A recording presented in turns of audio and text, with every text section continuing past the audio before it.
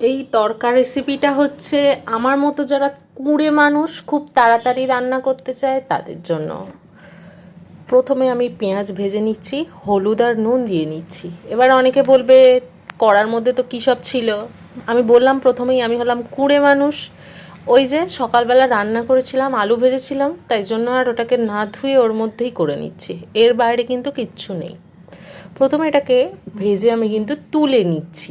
আর last কবে তরকা করেছিলাম ভুলে গেছি। আমি যতবার রান্না করি আমার আলাদা আলাদা রেসিপি হয়ে যায় আর কি, মানে মনে থাকে না আমি কি করছি। মোটামুটি একটা মশলা দিয়ে খাবার যোগ্য করে নিই, কারণ খেতে তো ভালোবাসি অন্যদিকে। তো প্রথমে গ্রেট করা একটুখানি আদা দিলাম। ওইটাকে বাটার সময়ও আমার নেই, মানে মিক্সারে বাটতেও আমার কষ্ট।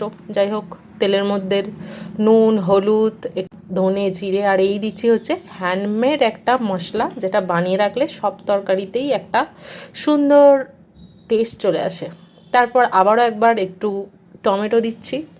এবার এই দুটো টমেটো আলাদাভাবে দেওয়ারও একটা কারণ আছে, সেটা আমি লাস্টে বলবো তোমাদের, যেটা কিন্তু টেস্ট বাড়াতে বেশ হেল্প করে।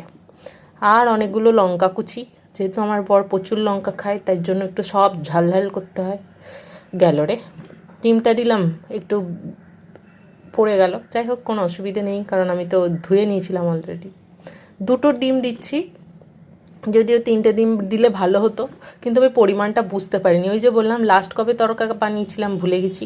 তাও আমি তোমাদের সাথে রেসিপি শেয়ার করতে এসেছি, কি ভালো কিছু না, অনেক দিন ভিডিও দেওয়া হচ্ছে না তাই জন্য।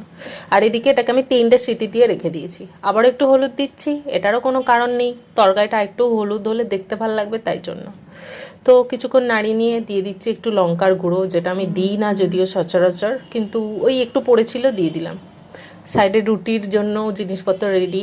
আর শাহি গরম মশলা, নর্মাল গরম মশলাটা শেষ হয়ে গেছিলো, এই প্যাকেটটা ছিল তাই একটুখানি দিয়ে বেশ খানিক্ষণ ফুটিয়ে নিলাম। আর সব শেষে এটা দিয়ে দিলাম। এটা কেন দিচ্ছি আমি লাস্টে, তার কারণ হচ্ছে পেঁয়াজগুলো বেশ গোটা গোটা থাকবে, প্রথমেই দিয়ে দিলে কেমন একটা হয়। আর রেডি আমার রাতের খাবার, একটা রুটি, তড়কা, শসা, পেঁয়াজ আর মিষ্টি। স্যালাডটা যেহেতু রোজ রাতে খাই সেই জন্য।